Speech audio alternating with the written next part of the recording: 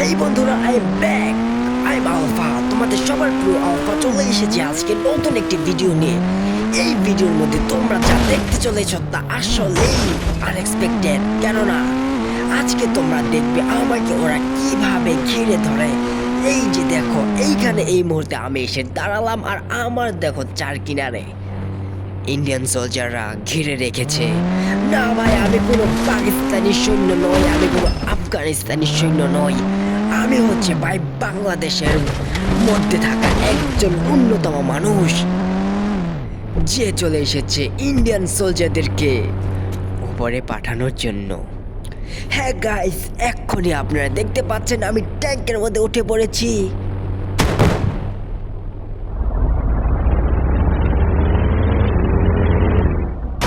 ও, খুবই খারাপ ড্রাইভিং ছিল এটা, আসলে আনএক্সপেক্টেড। আচ্ছা, তোমরা কি আলফা মানে জানো? Royal Alpha it's my channel name. এটার মানে কি তোমরা জানো? এটার মানে হচ্ছে নেতৃত্ব দেওয়া। ইয়েস ব্রো, ভয় না পেয়ে সাহস দেখিয়ে চলে যাও এগিয়ে। এই তাই তো আমি চলে এসেছি এইখানে ইন্ডিয়ান সোলজারদেরকে একাই খতম করে দেওয়ার জন্য। একে তো আমি পিষে মারবো। তোমাদের কি মনে হয় কি পিষে মারতে পারবো?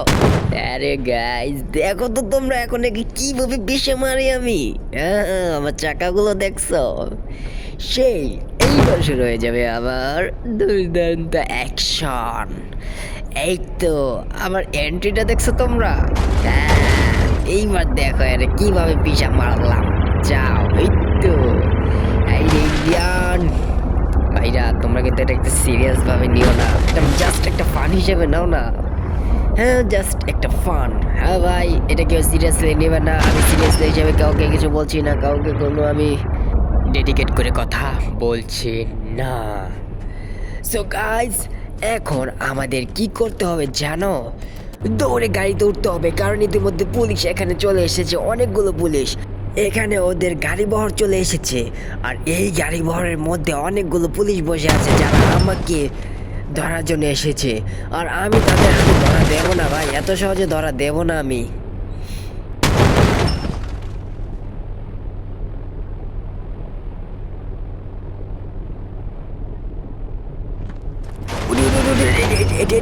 এটা কি হলো?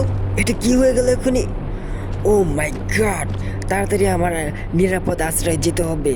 তাড়াতাড়ি ট্যাঙ্কটার মধ্যে উঠে পড়তে হবে, না হলে হিতে বিপরীত হয়ে যেতে পারে। আরে বাপ রে, এত কিছু এখানে কিভাবে এলো? ওরে বাপ রে, হাতি! ওদিকে আবার ডাইনোসরও দেখা যাচ্ছে। বাপ রে, শূন্যের উপরও ভাসে।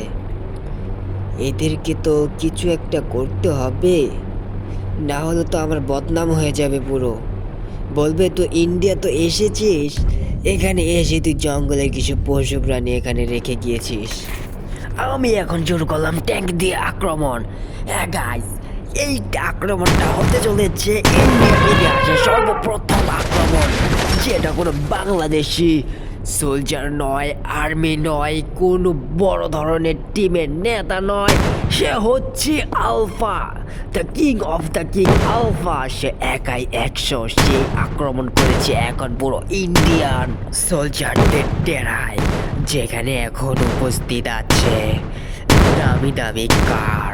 তার সাথে উপস্থিত আছে ভয়ঙ্কর ভয়ঙ্কর ডাইনোসর থেকে শুরু করে প্রাচীন যুগের হাতি, যেগুলোকে the king of the king Royal Alpha তাদেরকে খতম করেছে। এবং ভবিষ্যতে যদি তাদেরকে চোখের সামনে পায়, the king of the king Royal Alpha প্রত্যেকটা ভয়ঙ্কর প্রাণীকে, মানুষের বিপদ যেগুলো হতে পারে সকল প্রাণীকে উপরে পাঠিয়ে দিবে, যাতে মানুষের কোনো ক্ষতি না হয়। দেখো আমি কিভাবে এগুলোকে উপরে পাঠিয়ে দিয়েছি। কারণ ডাইনোসর, তুমি শান্তিতে ঘুমাও। আরে ওইটা কি রে ভাই? আমার তো পুরোনো গাড়ি মনে হচ্ছে। যাও, তোমাকে ঘুম পাড়িয়ে দিলাম, তুমি শান্তির ঘুম ঘুমাও। তোমার ঘুম দেখলে আমারও মনটা শান্তি হবে। ওই তো হাতি, একে তো কিভাবে মারা যায়। আরে আরে একে তো আমি চিন্তা করার আগেই মারা গেল। ও মাই গড, এ তো আমার চিন্তা থেকেও এক ধাপ এগিয়ে। যাক, অযথা আর ফায়ার করে লাভ নেই। একে তো অনেক ফায়ারই করলাম, তবে ফায়ার করার আগেই এ উপরে উঠে গেছে। কি আর করার, যাই হোক। এখন আবার কি করতে হবে তোমরা জানো? হ্যাঁ, আমি নিশ্চয়ই জানি। আমি এখন যাব সেই হেলিকপ্টারের কাছে।